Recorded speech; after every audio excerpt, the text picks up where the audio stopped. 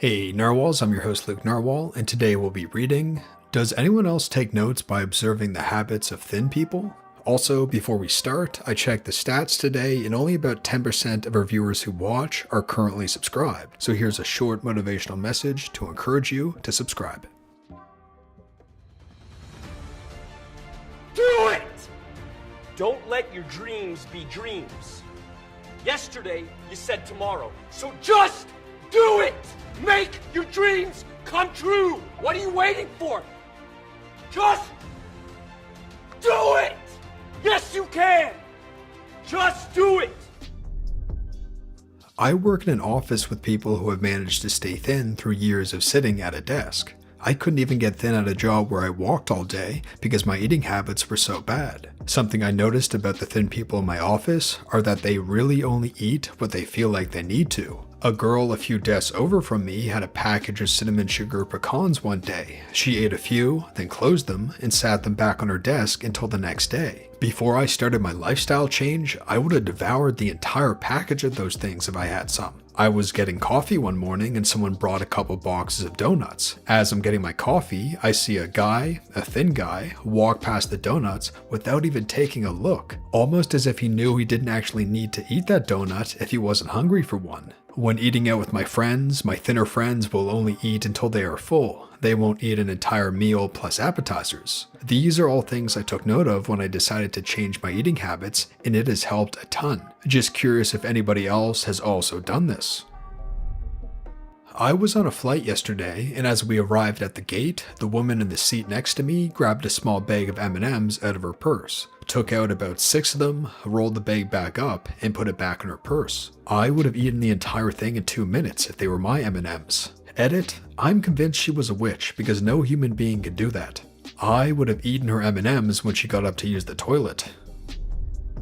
Something I say whenever this comes up, beware of the fact that you don't know the private habits of others. I used to see my friends eat and drink just as much as me and would be baffled as to how they could be skinny. I didn't realize until much later that they only ate that way very rarely on social occasions. The day after that, they likely ate a lot less than their normal to compensate. Some people do this without even having to think about it, which also baffles me, and then went back to the usual light eating.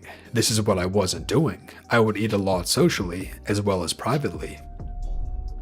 I do this all the time. My weight has always been higher than most of the other girls I'm around, so my friends and coworkers who are really thin baffle me. I am relearning everything, and sometimes it feels so stupid. The guy in your story walking past the donuts really gets to me. I seriously struggle with sugar, and free sugar. I wouldn't have even considered whether I was hungry or not.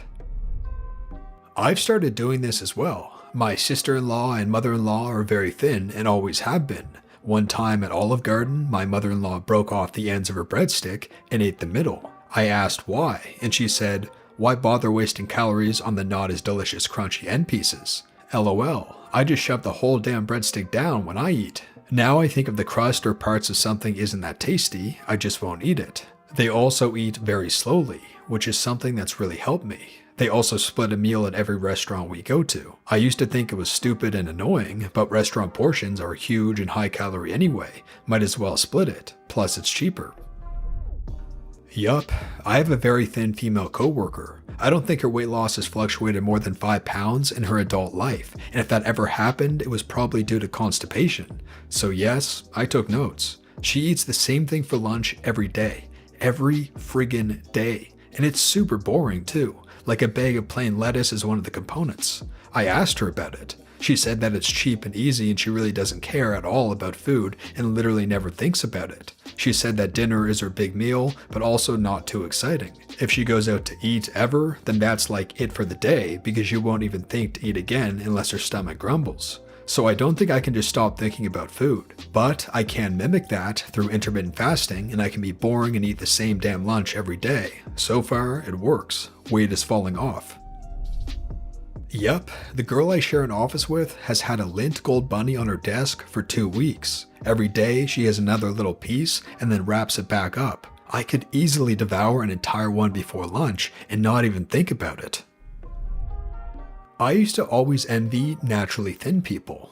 One time last summer, before I started my healthy living journey, I stayed at a friend's house for a week on vacation.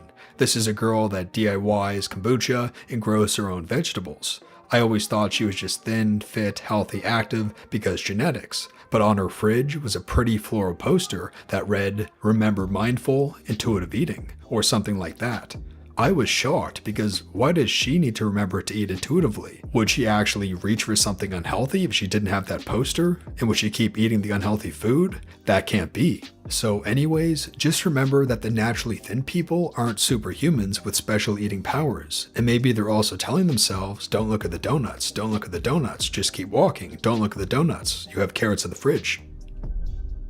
I used to always eat when food was around or available, even if I wasn't hungry, because I had this fear of, what if my next meal doesn't happen for a long time, and I will get super hungry and will have no food? I had convinced my brain that, I live in America, there is always food available somewhere, always. So I have stopped doing that, which has helped a lot. I also felt the need to not waste food, but after going on a vacation with my thin friend, who never finishes an entire meal, I realized wasted food is better than the food getting stored in my thighs. I stayed with a friend and his family for a month, and to thank them for their hospitality, I decided to cook them a dinner. I made spaghetti and meat sauce with garlic bread for them. This entire family were on the bigger side, myself included. My friend's buddy stopped by with his girlfriend. They were both very fit. They sat down and ate about a third of the pasta they had been served, and when finished, thanked us and left. One of my friend's sisters said as soon as they left, "I knew it. I knew they weren't going to eat any bread. Skinny people don't eat bread." After I thought about it, she was right. They didn't touch the garlic bread and barely touched their meal. They only ate some out of courtesy. I never noticed skinny people's eating habits until that day. Now I notice it all the time.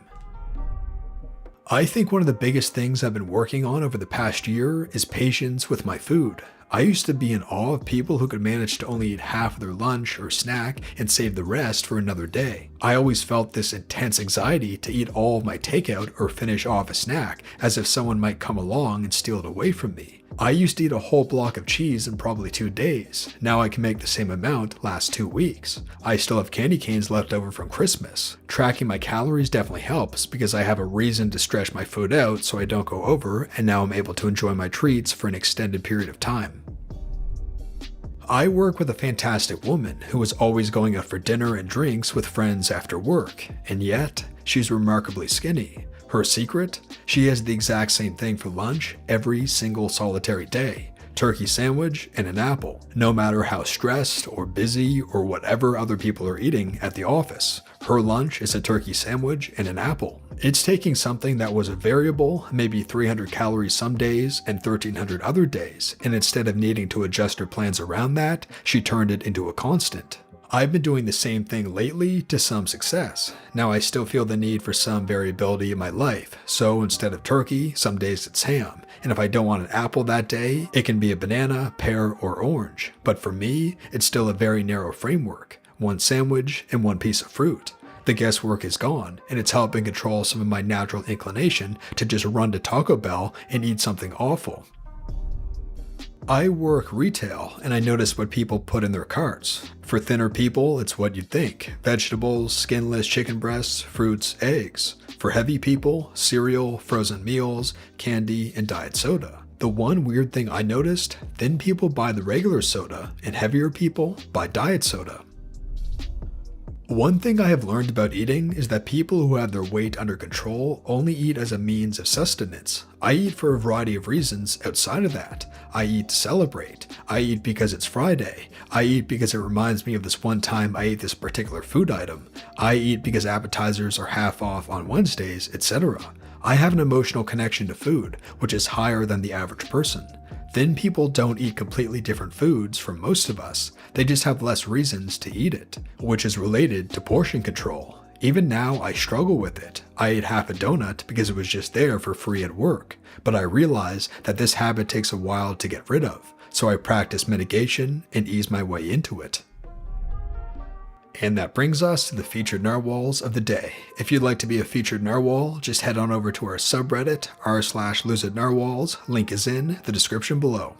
Our first featured narwhal of the day is Daddy Togami, and they say, weight loss videos are a godsend. This is my progress so far. My ribs are weird, so they kinda poke out a bit.